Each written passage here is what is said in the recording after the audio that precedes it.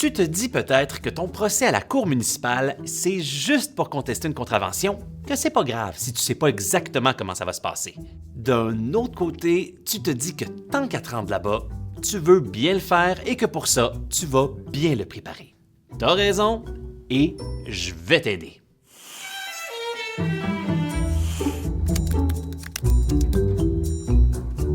En fait, un procès, c'est pas compliqué quand tu sais comment ça marche. Et quand tu connais les étapes, que tu les comprends, c'est tellement moins stressant. D'abord, voici à quoi ressemble une salle d'audience. Peu importe la couleur du tapis, les salles d'audience sont presque toujours organisées de la même manière. Au fond de la salle, il y a le ou la juge. D'un côté, c'est la table de la poursuite. Au milieu, c'est la place du greffier ou de la greffière, une personne indispensable au bon déroulement de l'audience. Toi, la défense, ta place est ici. Mais comme tu vas probablement témoigner, tu vas aussi devoir te rendre à la barre des témoins. Le jour de l'audience, il faut arriver tôt pour avoir le temps de trouver ta salle. Quand tu l'as trouvée, tu entres et tu t'identifies.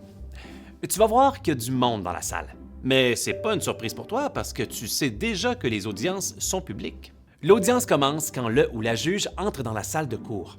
À ce moment-là, tout le monde dans la salle doit se lever. Quand c'est rendu ton tour, le greffier ou la greffière t'appelle par ton nom. C'est toujours le ou la procureure de la ville qui commence. La poursuite doit essayer de prouver que tu as commis l'infraction.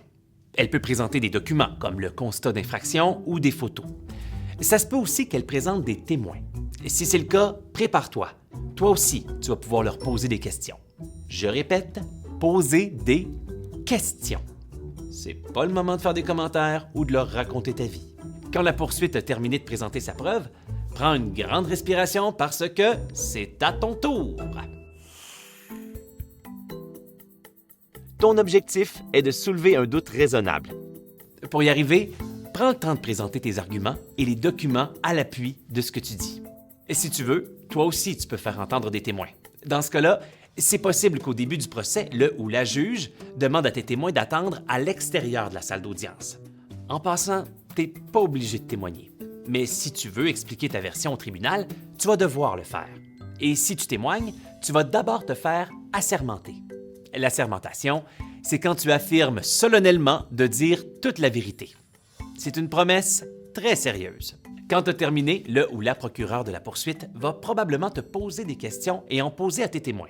C'est normal, c'est son travail de le faire. Après avoir présenté ta preuve, ça va être le temps de la plaidoirie. Pendant la plaidoirie, c'est plus le moment d'ajouter des éléments de preuve. C'est plutôt l'occasion de résumer pourquoi tu penses avoir raison. Quand ça va être au tour de la poursuite de faire sa plaidoirie, c'est pas une bonne idée de l'interrompre ou d'intervenir. Fais-le pas.